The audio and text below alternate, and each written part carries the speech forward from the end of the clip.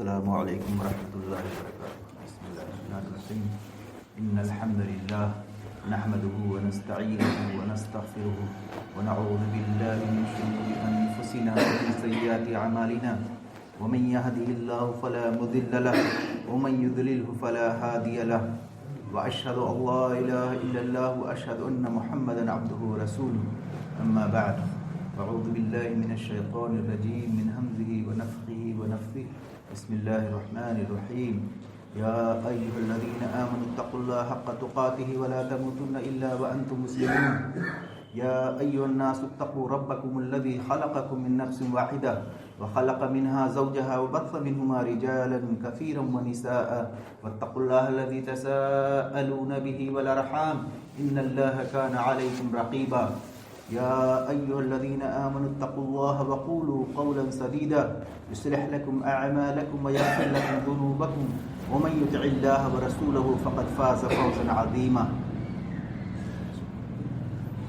رب اشرح لي صدري ويسر لي أمري واحلل عقدة من لساني يفقهوا قولي.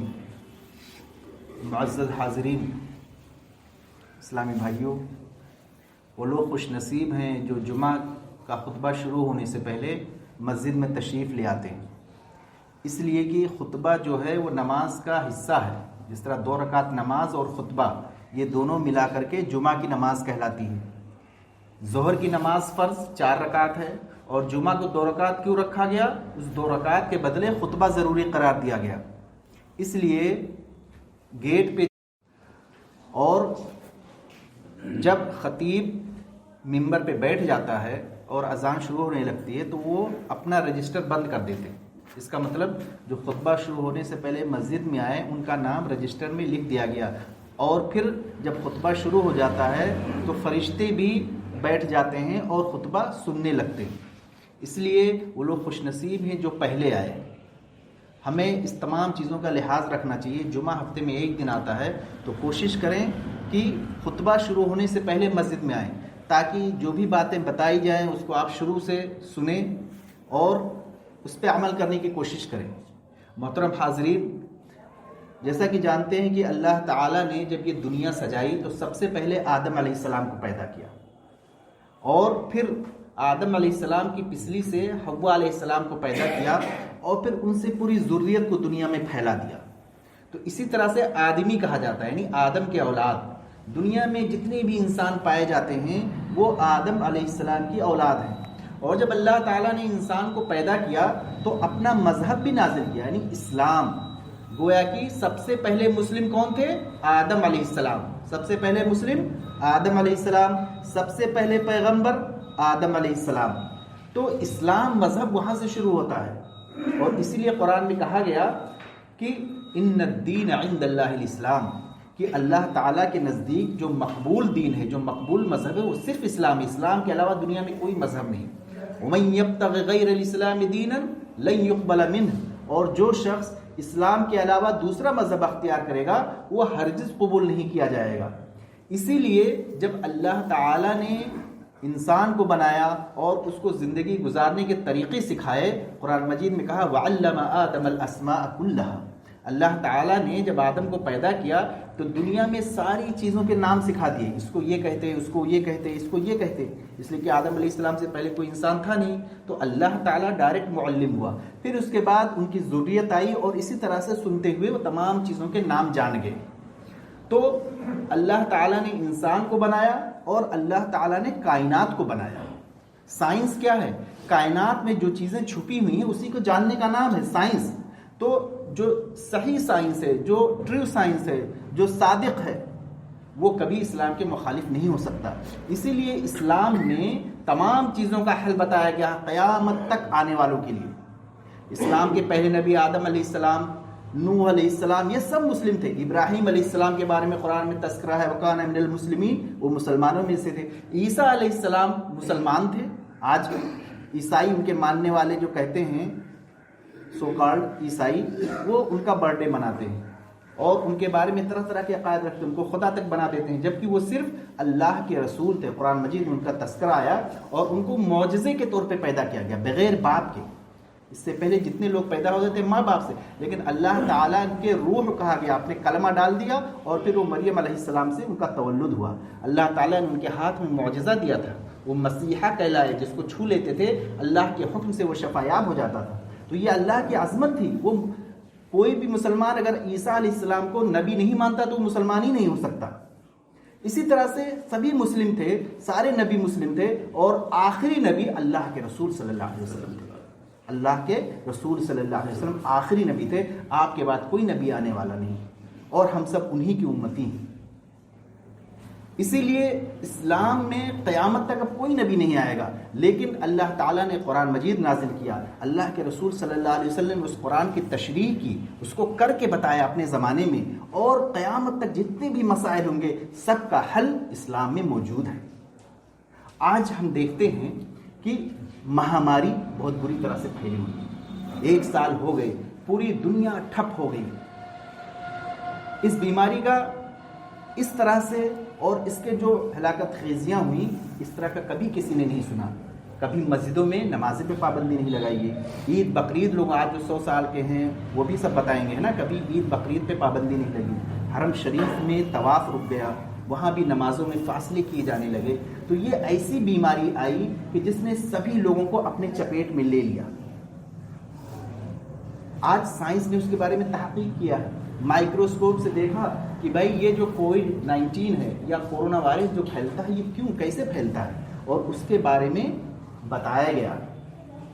اسلام کیا کہتا ہے کہ احتیاط بہت ضروری ہے، لہٰذا وہ تمام چیزیں سعودی عرب میں بھی اختیار کی گئی، حرم شریف میں بھی اختیار کی گئی، اس لیے کہ پتہ یہ چلا کہ جو یہ بیماری ہوتی ہے جس شخص کو ہو جاتا ہے اس کے پھیپھڑے کو متاثر کرتا ہے، اور ایک بار جب پھیپھڑے کو متاثر کرتا ہے تو جو سانس لیتا ہے اس کے ہوا میں یہ وائرس جراثیم نکلتے ہیں، اور جب اگر وہ کھانسے گا تو 2 میٹر تک پہنچتا ہے. اسی لیے کہا گیا کہ 2 گز کا فاصلہ بنا کے رکھو، اپنے منہ پہ ماسک لگاؤ تاکہ آپ کے جراثیم دوسرے کو نہ پہنچے اور دوسرے کے جراثیم آپ کو نہ پہنچے. آپ کسی بیمار شخص کے بغل میں ہو تو اس کا جراثیم آپ کو نہ پہنچے. جس شخص کے جسم میں یہ وائرس ہو جاتا ہے اس کو ہائیلی لوڈڈ کہا جاتا ہے. اگر بہت زیادہ لوڈ ہے تو اس کے ہاتھ میں بھی جراثیم ہوں گے، اس کے پورے جسم میں جراثیم رہتے ہیں. وہ شخص آپ کو بیمار بھی دکھ سکتا ہے، کھانسی بھی آئے گی، کھانسی نہیں بھی آ سکتی، اور کبھی کبھی ایسا ہوا کہ یہ جراثیم موجود ہے لیکن اس کو کوئی علامات نہیں، کوئی کھانسی نہیں، کوئی سردی نہیں. یہ کس پہ ڈیپینڈ کرتا ہے؟ اس آدمی کی قوت پر، اس آدمی کی صحت پر. لیکن کیا ہے کہ وہ پھیلا سکتا ہے، اس لیے کہ جب پرسنٹیج پہ ہوتا ہے، اگر کتنا پرسنٹ یہ وائرس ہے تو کس طرح سے پھیلائے گا. مان لیے بہت ہائیلی لوڈڈ ہے کوئی شخص، وائرس ہے اس کے جسم میں، تو وہ جہاں بھی بیٹھے گا، کوئی بھی چیز چھوئے گا تو وہاں پر وہ جراثیم پہنچ گئے. اب کوئی شخص آیا، مان لیا اس نے اس چیز کو چھو لیا تو اس کو بھی وہ جراثیم لگ گیا. اسی لیے کہا گیا کہ آپ جو ہے کوئی بھی اجنبی چیز کو اگر چھو تو اپنے ہاتھ کو صابن سے دھل لو تاکہ اگر جراثیم لگ گئے ہوں تو وہ چھوٹ جائے.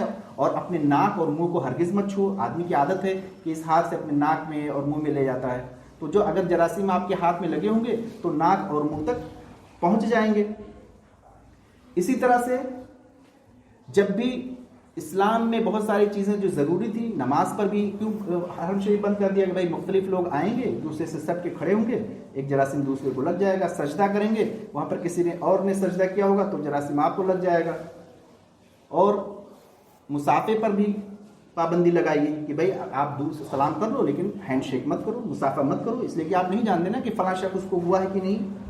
یہ تمام چیزیں سائنس نے بتائی ہیں اور احتیاط کا تقاضا ہے کہ اس پہ عمل کیا جائے. اسلام میں احتیاط کی بڑی اہمیت ہے. دیکھیں یہ دنیا جو ہے عالم اسباب ہے، کاز اینڈ افیکٹ، ہے نا. یہ دنیا عالم اسباب پہ بنائی گئی ہے. سبب موجود ہوگا تو اس کا نتیجہ آئے گا. اسباب کو نظر انداز نہیں کر سکتے. یہ تمام چیزیں سائنس نے بتائی ہیں. اچھا بہت سے لوگ اس کا انکار کر دیں، ارے یہ کچھ نہیں ہے، یہ یہودیوں کی سازش ہے. ایسا ہرگز نہیں ہے. سائنس کی ہر چیز جو صحیح ہے نا، اسلام اس کی تائید کرتا ہے، اس کو احتیاط کرنے کے لیے کہتا ہے، نہیں کہ آپ بے احتیاطی سے گھومو. جتنے بھی اسباب ہیں وہ اسلام اختیار، جو جائز اسباب ہیں وہ اسلام اختیار کرنے کی ترغیب دیتا ہے. اس لیے قرآن مجید میں کہا گیا لا تلقوا ایدیکم الی التہلکہ، اپنے آپ کو ہلاکت میں نہ ڈالو. اس لیے احتیاط کا تقاضا ہے کہ یہ تمام چیزیں اختیار کی جائیں. مثال کے طور پر بہت ساری چیزیں ہیں جو نیچر میں ڈالی ہیں، اللہ تعالیٰ نے نیچر میں ڈالی ہیں. آگ کا نیچر کیا ہے؟ جلانا. اب اگر آپ اپنے ہاتھ میں آگ کو لے لیں اور کہ نہیں یہ اللہ کا حکم ہوگا یہ نہیں جلائے گی، تو ایسا نہیں ہے، آپ کو اس سے بچنا ہے. لیکن وہ آگ جو جلاتی ہے وہ اللہ کے حکم سے جلاتی ہے، یہ ایمان رکھنا ہے. اور جب اللہ نہیں چاہے تو آگ نہیں جلا سکتی. جیسا کہ حضرت ابراہیم علیہ السلام، نمرود نے ان کو آگ کے شعلوں میں ڈال دیا، لیکن اللہ تعالیٰ نے حکم دیا آپ کو. قرآن مجید میں اس کا تذکرہ ہے، یا نار کونی بردا وسلاما علی ابراہیم، اے آگ تو ٹھنڈی ہو جا اور سلامتی والی ہو جا ابراہیم علیہ السلام پہ. یہ اللہ تعالیٰ کے حکم سے ہوتا ہے. اس طرح سے ہمیں جو سائنسی دریافت ہیں، جو احتیاط ہیں، ان تمام چیزوں کا اختیار کرنے کا حکم دیا گیا ہے. تو یہ تو ہم نے بتا دیا آپ کو بیسک چیزیں جو کورونا وائرس کے بارے میں سائنس نے ہم کو بتائی ہیں کہ احتیاط کرنا ہے، اجنبی لوگوں سے ہاتھ نہیں ملانا ہے. ہاتھ ملا لیے تو آپ کو سینیٹائزر یا ہاتھ صابن سے ہاتھ دھلنا ہے، ماسک لگانا ہے، کھانسی وغیرہ جس کو آ رہی ہو تھوڑا دور کرے، ہے نا. نہیں جانتا کہ اس کے جسم میں کتنے وائرس ہیں. یہ اسلام میں اس کی تاکید کی گئی ہے. اسلام میں ہاتھ دھلنے کی تاکید کی گئی، صبح اٹھو تو فوراً ہاتھ دھلو. تو یہ تمام چیزیں ہیں. لیکن اب آئیے دیکھتے ہیں کہ کورونا وائرس یا کووڈ ڈیزیز کا جو سائنس نے بتایا وہ ہم نے بتایا، اسلام کیا کہتا ہے اس کے بارے میں. میں نے بتایا جیسا کہ اسلام میں ہر چیز کا حل ہے. اللہ کے رسول صلی اللہ علیہ وسلم کے زمانے میں بھی مہاماری آئی، بہت ساری مہاماریاں آئی. طاعون جس کا تذکرہ حضرت عائشہ رضی اللہ تعالیٰ عنہ نے کیا. حضرت عائشہ رضی اللہ تعالیٰ عنہ فرماتی ہیں کہ میں نے اللہ کے رسول صلی اللہ علیہ وسلم سے طاعون کے بارے میں پوچھا، پلیگ. اس وقت تو پتہ بھی نہیں تھا، کوئی مائکروسکوپ نہیں تھا کہ وائرس دیکھ سکتے.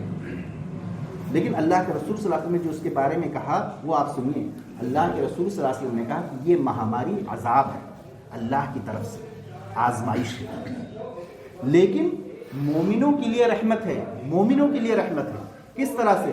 تو جس ایریا میں طاعون پھیل جائے یا کوئی مہاماری پھیل جائے، اگر وہ شخص وہاں پہ ٹکے رہا، وہاں سے بھاگا نہیں فرار اختیار کر کے، بلکہ اس نے صبر کیا اور اللہ پہ یقین رکھا اور اس یقین کے ساتھ وہاں پہ رہا کہ اگر اللہ نے نہیں چاہا تو یہ بیماری ہم کو ہرگز نہیں لگ سکتی. اگر اللہ چاہے گا تو ہمیں بیماری لگی. اللہ پہ ایمان اور توکل. وہ شخص وہاں ٹھہرا رہا اور اگر وہ اس مہاماری سے مر گیا تو اس کو شہید کا درجہ ملے گا. سبحان اللہ. کتنے ہم آپ دیکھتے ہیں کتنے لوگ کورونا وائرس سے ہے نا. ہمارے آپ کے جاننے والے تلسی پور میں اور کہاں کتنے ڈاکٹرز، کتنے اور جاننے والے، 1 مہینے کے اندر کچھ لوگ، کتنے علماء مر گئے. تو آپ انکار نہیں کر سکتے. اصل چیز ہے اللہ کی ایمان. تو اللہ کے رسول صلی اللہ علیہ وسلم نے بتایا کہ یہ کافروں کے لیے تو عذاب ہے لیکن مومنوں کے لیے یہ رحمت ہے، اس لیے کہ اس کو شہادت حاصل کرنے کا ایک موقع ملتا ہے. اس نے ساری تدابیر اختیار کی، لیکن اگر اللہ کا حکم ہوگا تو بیماری لگ جائے گی، لیکن احتیاط کرنے کا حکم دیا گیا ہے. آپ دوسری حدیث سنیے. اسامہ بن زید رضی اللہ تعالیٰ عنہ بیان کرتے ہیں کہ اللہ کے رسول صلی اللہ علیہ وسلم نے فرمایا کہ طاعون یعنی یہ مہاماری جو ہے، جس طرح کی مہاماریاں آتی ہیں، رجز، یہ عذاب ہے اللہ کی طرف سے، جس پر چاہتا ہے مسلط کر دیتا ہے. اور تم سے پہلے قوموں پر بھی یہ عذاب مسلط کیا گیا ہے، بنو اسرائیل وغیرہ پہ. تو جب یہ مہاماری کسی بستی میں پھیل جائے تو وہاں کے لوگ باہر نہ نکلیں. جس بستی میں پھیلی ہوئی ہو مہاماری، وہاں کے لوگ باہر نہ نکلیں اور باہر والے اندر نہ جائیں. اندر والے بھاگ کر کے باہر نہ جائیں. فرارن لکھا ہے، فرار، بھاگتے ہوئے. اگر ڈاکٹر ضرورت بہت زیادہ ضرورت ہے تو جا سکتا ہے. یہ کیا چیز ہے؟ یہ تو کوارنٹین ہے. یہی تو آج کل ہو رہا ہے بھائی. آپ جس علاقے میں ہو وہاں سے لوگوں کو لاک ڈاؤن کیا تھا؟ یہی تھا. اور اگر پہلے لاک ڈاؤن کر دیا گیا ہوتا، 30 جنوری کو پہلا کیس آیا تھا، سمجھے، اسی وقت اگر انٹرنیشنل فلائٹس بند کر دیے جاتے تو اتنا نہیں پھیلتا. لیکن مارچ میں کیا گیا. ابھی دیکھو برطانیہ میں ایک نیا اسٹرین اس کا وہ جو بہت ہی خطرناک ہے، اور جیسے ہی پتہ چلا لندن سے سارے فلائٹس کو کینسل کر دیا گیا، اور 22 تاریخ تک جتنے لوگ آئے ان کو 15 دن کوارنٹین میں رکھا گیا، ان میں سے 22 پازیٹو پائے گئے. سمجھے؟ تو یہ کوارنٹین کا کنسپٹ اللہ کے رسول صلی اللہ علیہ وسلم نے بہت پہلے دے دیا کہ جس قریہ میں مہاماری پھیلی ہوئی ہو وہاں سے بھاگ کر کے دوسری جگہ مت جاؤ، اور باہر والے لوگ اندر مت جاؤ. یہ پروٹیکشن کا ایک طریقہ تھا، یہ احتیاط کا تھا. تو اللہ کے رسول صلی اللہ علیہ وسلم نے یہ بتلایا. تو یہ تمام چیزیں جو مہاماری آتی ہے، جو کورونا آتا ہے، یہ ہم تمام لوگوں کو جو ہے آگاہ کرنے کے لیے آتا ہے، آگاہ کرنے کے لیے. تو ہم نے 2 کنسیپٹ بتائے. ایک ماڈرن کنسیپٹ ہے نا، جو میں آپ کو میڈیکل سائنس کہتا ہے کہ کیا کرنا چاہیے. چونکہ میں نے علم طب پڑھا ہے، ہم نے قرآن و حدیث پڑھا ہے، ہم نے جامعہ صفیہ بنارس سے پڑھا، سمجھے، عالمیت کیا. پھر اس کے بعد علی گڑھ مسلم یونیورسٹی سے میں نے BMSMD کیا، اور میں حیدرآباد میں ایک سرکاری عہدے پر ہوں. تو میں نے دونوں طرح کی اسٹڈی کی، دونوں طرح کا مطالعہ کیا، اور پایا کہ واقعی جو آج ہے وہ اللہ کے رسول صلی اللہ علیہ وسلم نے 1500 سال سے پہلے حکم دیا تھا. تو یہ خطبے کا پہلا حصہ ہوا، اور اس کے بعد ہم دوسرا خطبہ کریں گے. ان اللہ و ملائکتہ یصلون علی النبی یا الذین آمنوا.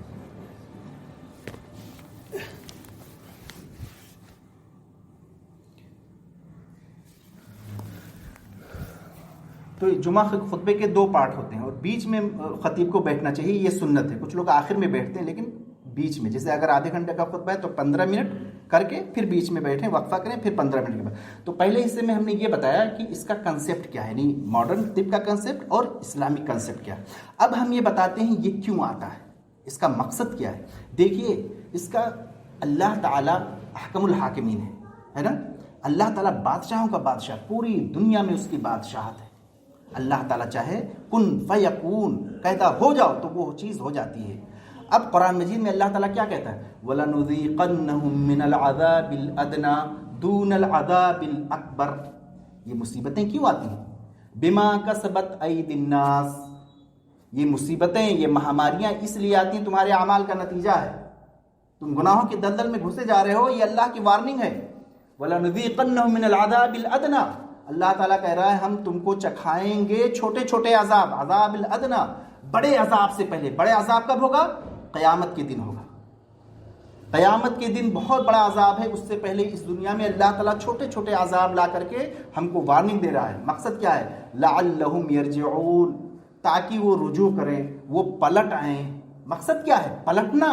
اللہ تعالیٰ جب دیکھتا ہے کہ دنیا انسانیت اسلام سے کوسوں دور جا رہی ہے تو اس پہ مہاماری نازل کر دو تاکہ یہ اللہ کو یاد کرے. اب اگر کوئی اتنا بڑا بد نصیب ہے، اتنی مہاماری کے بعد اتنے لوگ مر رہے ہیں، اس کے باوجود وہ اللہ کی طرف پلٹنا نہیں ہے، تو آپ سوچیے اللہ کا کتنا بڑا باغی ہے، کتنا بڑا باغی ہے. اللہ تعالیٰ یہ دکھا رہا ہے پوری دنیا جو سب سے بڑا طاقتور ملک، وہ سب سے زیادہ پھنسا ہوا ہے. امریکہ سب سے زیادہ پھنسا ہوا ہے. اس سے بڑا کیا چاہیے؟ لعلہم یرجعون، تاکہ وہ لوگ پلٹیں. ہمیں چاہیے کہ ہم اللہ کی طرف رجوع کریں، اللہ کی طرف لو لگائیں. اس لیے کہ بھائیو، دنیا بنانے کا مقصد کیا ہے؟ وما خلقت الجن والانس الا لیعبدون. اللہ تعالیٰ نے دنیا اس لیے پیدا کیا تاکہ تم اس کی عبادت کرو. یہ دنیا ایک امتحان گاہ ہے، یہ دنیا فانی ہے. آپ دیکھ لو ہمارے سامنے میت ہم اپنے کندھوں پہ اٹھاتے ہیں. یہ دنیا فانی ہے، دنیا ایگزام ہال ہے، یہاں آزمائش کے لیے دیا گیا ہے. اصل زندگی آخرت کی ہے، وہ پرماننٹ زندگی ہے. یہ دنیا اس لیے تاکہ یہ کماؤ اور وہاں پہ خرچ ہوگا، وہاں پہ کوئی نفسا نفسی کا عالم ہوگا. اس کا تذکرہ کیا اللہ تعالیٰ نے، یوم یفر المرء من اخیہ و امہ و ابیہ. اس وقت کو یاد کرو کہ اس وقت آدمی اپنے بیوی سے بھاگے گا، بیوی شوہر سے بھاگے گی، بیٹا باپ سے بھاگے گا، باپ بیٹے سے بھاگے گا. پہچانیں گے ایک دوسرے کو لیکن دیکھ لیں گے تو بھاگیں گے، کہیں گے ایسا نہ کوئی نیکی مانگ لے. تو اس دنیا کا مقصد ہے آخرت کے لیے کام کرنا. باقی چیزیں، رزق، دوڑ دھوپ، یہ ضروریات میں سے ہیں، احتیاج میں سے ہیں. مقصد نہیں ہے اس کو بنانا، مقصد ہے اللہ کی رضا کے لیے کام کرنا. تو اللہ تعالی نے کہا کہ ہم کو ہلکا عذاب دیں گے بڑے عذاب سے پہلے، تاکہ لعلہم یرجعون، تاکہ وہ پلٹ کر کے آئے. اب پلٹنا کیا ہے؟ اللہ کی نعمتیں اتنی بڑی دی ہم کو مسلمان بنایا ہے، اسلام جیسے عظیم نعمت ملی، لیکن ہم اللہ کا شکر نہیں ادا کرتے. کتنی بڑی نعمت ملی ہے بتائیے، اس کے ذریعے ہم جنت خرید سکتے ہیں. پلٹنے کا مقصد یہ ہے کہ ہم صحیح معنوں میں مسلمان ہو جائیں، ہم مسلمان دکھیں، ظاہری شکل و شباہت ہماری اسلام جیسی ہو، ظاہری شکل و شباہت ہماری اسلام جیسی ہو. ایک مسلم اور غیر مسلم کو دیکھیں تو فرق کیا جا سکے کہ یہ غیر مسلم ہے ایک مسلم ہے. آج دیکھیں ہمارے چہروں پہ داڑھی ہونی چاہیے. داڑھی چھوڑنا یہ فرض ہے اسلام میں, فرض ہے. داڑھی چھوڑنا فرض ہے. داڑھی چھوڑ دیجئے, مونچھیں کاٹیے, قص الشارب. اور اللہ کے رسول نے واعف اللحى, داڑھی کو چھوڑ دو. اللہ کے رسول صلی اللہ علیہ وسلم کے زمانے میں 2 قاصد آئے ایمبیسڈر ایران سے. ان کے داڑیاں منڈی ہوئی تھی اور مونچھیں بڑی بڑی تھی. اللہ کے رسول نے سے منہ پھیر لیا. صحابہ نے اللہ کے رسول کیوں پوچھا؟ اس لیے پوچھا تم لوگ یہ کیوں ایسا کرتے ہو کہ داڑھی مڑاتے ہو مونچھیں چھوڑتے ہو؟ تو ان دونوں نے کہا کہ ہمارے رب نے ہم کو حکم دیا ہے. وہ اپنے بادشاہ کسرا تھا, قیصر و کسرا, ایران کا بادشاہ کسرا تھا, تو وہ اپنے بادشاہ کو رب کہتے تھے. انہوں نے کہا ہمارے رب نے حکم دیا کہ ہم مونچھیں بڑھائیں اور داڑھی چھین لیں. تو اللہ کے رسول صلی اللہ علیہ وسلم نے اپنے داڑھی پہ ہاتھ پھیری اور کہا ہمارے رب نے مجھ کو حکم دیا ہے کہ ہم داڑھی بڑھائیں اور مونچھیں چھوٹی رکھیں. اب سوچئے یہ اللہ تعالیٰ کا حکم ہے. تو سب سے پہلے ضروری ہے کہ ہم اپنے آپ کو دکھنے میں مسلمان, اس لیے کہ دکھنا چاہیے کہ آپ مسلمان ہو. اور آج کے دور میں مسلمان دکھنا یہ بہت بڑا جہاد ہے, یہ بہت بڑا جہاد ہے. جب ہم کو مسلمانوں کو اس لیے ستایا جا رہا ہے کہ وہ مسلمان ہیں, تو ہم کو یہ دکھانا ہے کہ ہم مسلمان دکھنے میں بھی ہیں. آپ سوچئے اللہ کے رسول صلی اللہ علیہ وسلم نے جب اسلام کا پیغام دیا تو صرف 4 لوگ تھے, اور جب اللہ کے رسول صلی اللہ علیہ وسلم کا وصال ہوا تو 1 لاکھ سے زیادہ تھے حجۃ الوداع کے موقع پہ. اس 23 سال کے عرصہ میں کوئی مذہب ایسا نہیں ہے جو اتنی تیزی سے پھیلا ہو. وہ کیا وجہ تھی؟ آپ صحابہ کرام کی زندگی دیکھیے. خیر القرون قرنی, سب سے بہترین صدی پہلی صدی ہے جو صحابہ کرام تھے. وہ صحابہ کرام جو جہاد کیا کرتے تھے, رات میں تہجد پڑھتے تھے اور دن میں جہاد کرتے تھے. ان میں سے کوئی ایسا نہیں کہ جس کے چہرے پہ داڑھی نہ ہو. تو سب سے پہلے ہم کو مسلمان دکھنا ہے ظاہری طور پہ. آپ کے دل میں کیا ہے وہ صرف اللہ تعالیٰ جانتا ہے, ہر شخص کے. سب سے پہلے آپ کوئی پروڈکٹ خریدتے ہیں نا, دیکھتے ہیں نا کیسا ہے, یہ کیسا دکھ رہا ہے. کوئی بھی چیز, واشنگ مشین, فریج, کوئی بھی چیز خریدیں, دیکھیں یہ کیسا ہے. ہم کو ظاہر پہ حکم ہے. ایک مسلمان دوسرے مسلمان یا ایک شخص دوسرے شخص سے پہلے ظاہر میں دیکھتا ہے, کپڑا کیا ہے, چہرہ کیسا ہے. اسی لیے ظاہر کی بہت اہمیت ہے. کیوں کہا گیا کہ خالف المشرکین, مشرکوں کی تم مخالفت کرو اور داڑھی کو بڑھاؤ. تو ضروری ہے کہ داڑھی یا تو مکمل چھوڑ دیں, ورنہ کم سے کم 1 مٹھی تو ضرور رکھیں. حضرت عبداللہ ابن عمر رضی اللہ تعالیٰ عنہ 1 مٹھی رکھتے تھے, تو صحابی کے عمل ہو جائے. تو سب سے پہلی چیز ہم اپنے ظاہر کو صحیح کریں, اس لیے کہ جانتے ہیں موت کب واقع ہو جائے کوئی نہیں جانتا. آج دیکھیے کتنے لوگ ہارٹ اٹیک سے مر گئے نیکسٹ اگلے لمحے. تو جب اللہ کے سامنے حاضر ہو قبر میں, جب فرشتے بٹھائیں تو کم سے کم مسلم کی طرح دکھیں. یہ بہت بڑی چیز ہے, یہ ہم کو سوچنا چاہیے. اور دوسری چیز یہ کہ داڑھی ہم چھیلتے ہیں, اس میں پیسہ خرچ کرتے ہیں اور گناہ بھی لوٹتے ہیں. اگر ڈیلی ہم شیو کریں گے تو ڈیلی گناہ ہوگا. اور حدیث میں ہے کہ جب آدمی ایک گناہ کرتا ہے تو اس کے دل پہ سیاہ نقطہ پڑ جاتا ہے, اور وہ جب گناہ کرتا رہتا ہے 24 گھنٹے ڈیلی تو کتنا ہو جائے گا, وہ نقطہ بڑھتے بڑھتے بڑھتے بڑھتے کالا ہو جاتا ہے کہ پورے دل کو چھا جاتا ہے, پھر پورا دل سیاہ ہو جاتا ہے. تو اس سے بچنا ہے. آدمی کوئی بھی دوسرا گناہ کرتا ہے ایک ٹائم پر, لیکن یہ چیز جو ہے یہ ڈیلی ہوتا رہتا ہے. اور جب آپ داڑھی چھوڑ دیں گے اس میں کہ اللہ تعالیٰ نے ہم کو حکم دیا ہے اور یہ اللہ کے رسول صلی اللہ علیہ وسلم کی سنت ہے, آپ کی داڑھی بڑھتی جائے گی اور آپ کے نامہ اعمال میں ثواب لکھا جائے گا. نیت اچھی ہونی چاہیے, نیت صحیح ہونی چاہیے, اس لیے کہ اعمال کا دار و مدار نیت پر ہے. تو یہ ضروری ہے سب سے پہلے, لعلہم یرجعون, تاکہ وہ لوٹ آئیں. ہماری اسی لیے کہ اے مسلمانوں تم دکھا دو کہ تم اللہ کے بندے ہو, مسلمان ہو. دوسرے دیکھیں, کہیں بھی جائیں گے لوگ نظر آئیں گے, بھائی اپنا بھائی ہے. ایئرپورٹ پہ جائیں گے, اسٹیشن پہ جائیں گے, 30 کروڑ مسلمان ہیں. بتائیے اگر سب شرعی داڑھی میں ہو جائیں تو کیا جلوہ رہے گا. آپ کو کسی سے کچھ کہنے کی ضرورت نہیں پڑے گی, آپ کا روب دشمنوں پہ طاری ہو جائے گا. میں نے دیکھا جو بہار کے چیف سیکریٹری تھے IAS عامر سبحانی, ماشاءاللہ لمبی داڑھی, سب سے اونچے سرکاری پوسٹ پہ. میں بھی سرکاری ملازم ہوں, تو میں نے دیکھا کہ وہ اتنے بڑے اونچے پوسٹ پہ وہ داڑھی رکھے ہوئے ہیں, تو ہم لوگ کیوں نہ رکھیں. سمجھے. اب جب ایک اونچے عہدے پر پہنچنے والا شخص مسلم دکھے گا تو ایک معمولی آدمی بھی جائے گا تو اس کو احساس ہوگا نا کہ اپنا کوئی بھائی ہے جو بہت اونچے عہدے پر ہے, اس کو ڈر نہیں لگے گا. اور اس طرح سے ہم اپنے آپ کو شناخت کر سکیں گے, ایک دوسرے کی مدد کر سکیں گے. تو سب سے پہلی چیز ہے کہ ہم کو مسلم دکھنا چاہیے.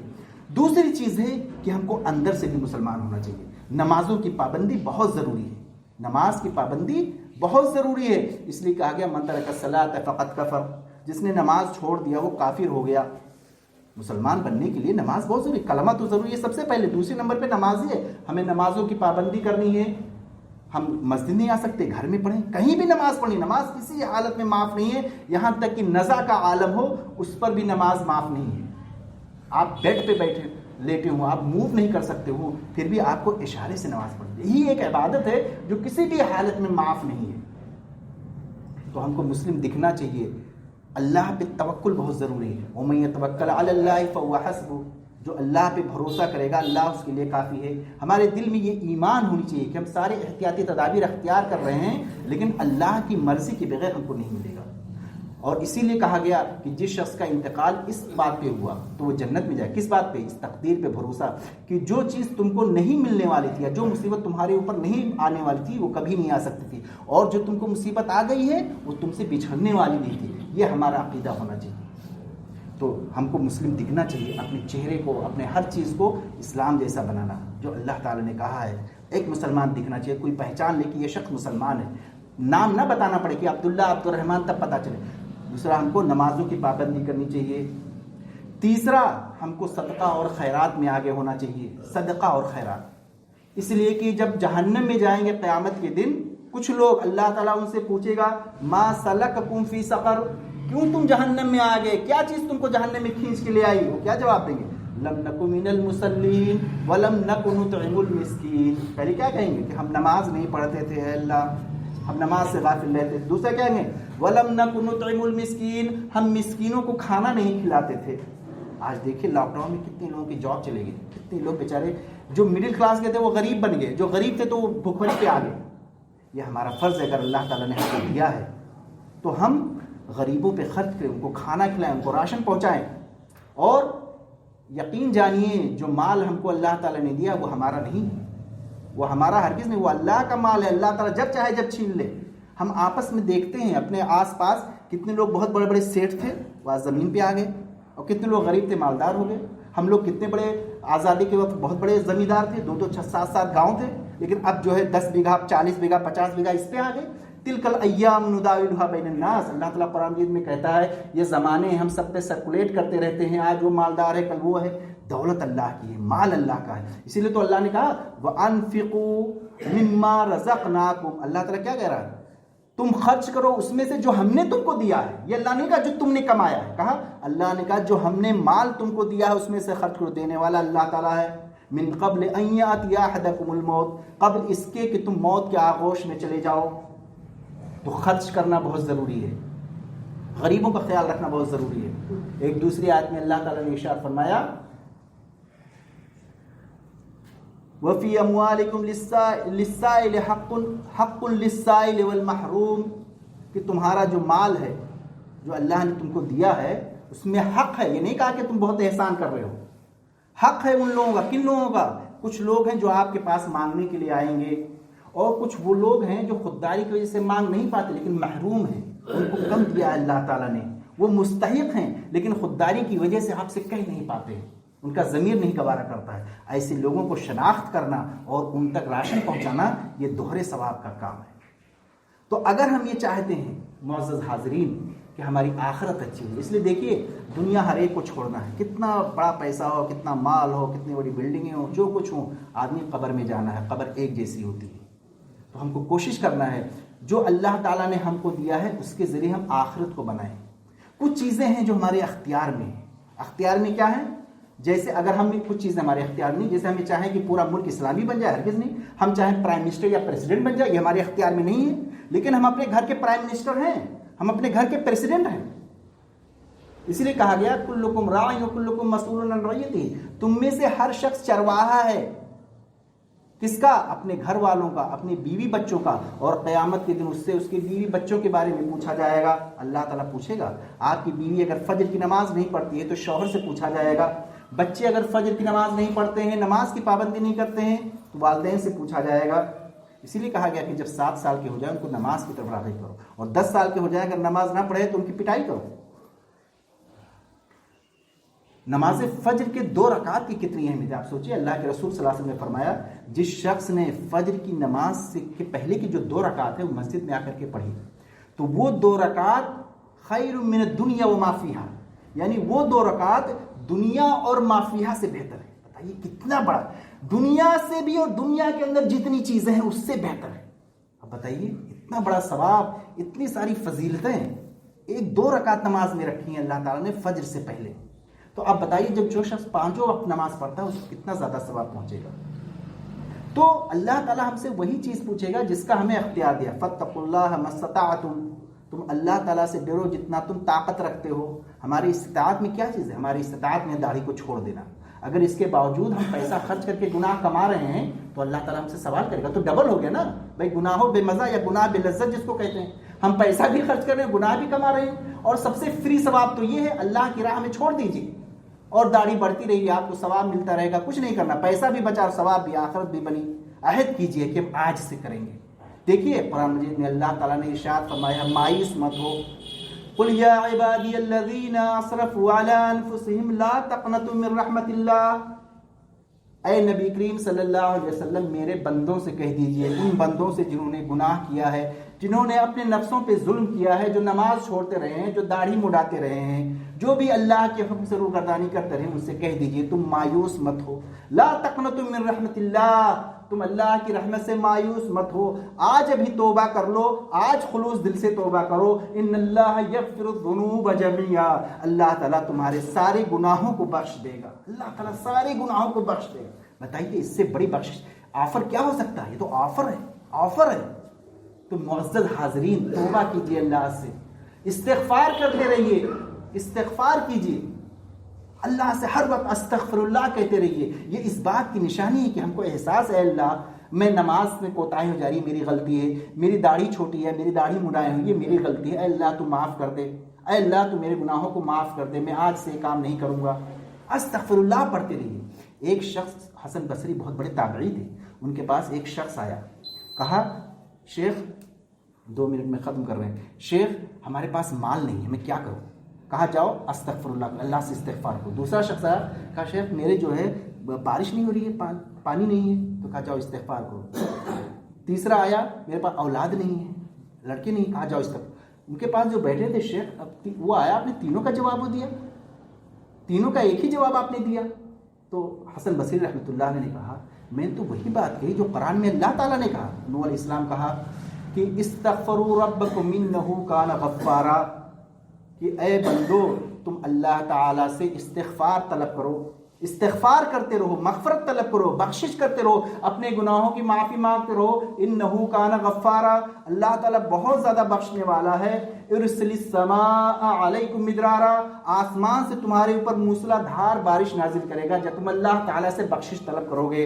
وَيُمْدِدْكُمْ بِأَمْوَالٍ وَبَنِينَ وَيَجْعَلْ لَكُمْ جَنَّاتٍ وَأَنْهَارًا، اور جب تم استغفار کرو گے، اللہ تعالیٰ سے بخشش طلب کرو گے، گناہوں کو چھوڑ دو گے، ہر وقت استغفر اللہ کہو گے، تو اللہ تعالیٰ تمہاری مدد کرے گا. تم کو مال دے کر کے، تم کو اولاد دے کر کے، تم کو بیٹے دے گا، تم کو مال دے گا. وَيَجْعَلْ لَكُمْ جَنَّاتٍ وَأَنْهَارًا، اور تمہارے لیے باغات کو سجا دے گا. سبحان اللہ. تو اللہ تعالیٰ نے یہ وعدہ کیا ہے. تو معزز حاضرین، یہ سب وبائیں اللہ کی طرف سے آزمائش ہے. ہمیشہ اللہ تعالیٰ، یہ دنیا آزمائش کی جگہ ہی ہے. ہم کو بالکل گھبرانا نہیں چاہیے، ہم کو اللہ پہ ایمان مضبوط ہونا چاہیے، احتیاط کرنا چاہیے، احتیاط کرنا چاہیے. احتیاط کے ساتھ ساتھ اللہ پہ ایمان بہت ضروری ہے کہ جو ہماری قسمت میں لکھا وہی ہوگا، اور ہم اپنے حد تک اللہ تعالیٰ کے احکام پہ چلتے رہیں، اللہ کی طرف رجوع ہوں، دعا کرتے رہیں. بسم اللہ لا یضر مع اسمہ شیء فی الارض ولا فی السماء والسمیع العلیم. یہ دعا صبح 3 بار پڑھیں، شام 3 بار پڑھیں، کوئی مصیبت نہیں آئے گی. اللہ کے رسول صلی اللہ علیہ وسلم نے پڑھا بسم اللہ لا یضر مع اسمہ شیء فی الارض ولا فی السماء وهو السمیع العلیم. اللہ تعالیٰ سے دعا ہے کہ اللہ تو ہمارے گناہوں کو معاف کر دے، ہمارے درمیان سے اس مہاماری کو ختم کر دے. اے اللہ ہم کو اسلام پہ چلا. اے اللہ تو ہم سے راضی ہو جا. اے اللہ جو ہم عمل کریں تیری رضا کے لیے کریں، تیری خوشنودی کے لیے کریں. اے اللہ ہم تمام لوگوں کو توفیق دے کہ ہم اسلام پہ صحیح طریقے سے عمل کریں. جو غیر مسلم ہیں اگر وہ ہدایت کے لائق ہیں، اللہ تو ان کو ہدایت دے دے، ان کو سب کو مسلمان بنا دے جو ہدایت کے لائق ہیں. اے اللہ جو ظالم ہیں ان کا پنجہ مروڑ دے، ان کو اس دنیا سے ختم کر دے. وآخر دعوانا ان الحمد للہ رب العالمین. اللهم صل على محمد وعلى آل محمد كما صليت على إبراهيم وعلى آل إبراهيم إنك حميد مجيد. اللهم بارك على محمد وعلى آل محمد كما باركت على إبراهيم وعلى إيتاء ذي القربى وينهى عن الفحشاء والمنكر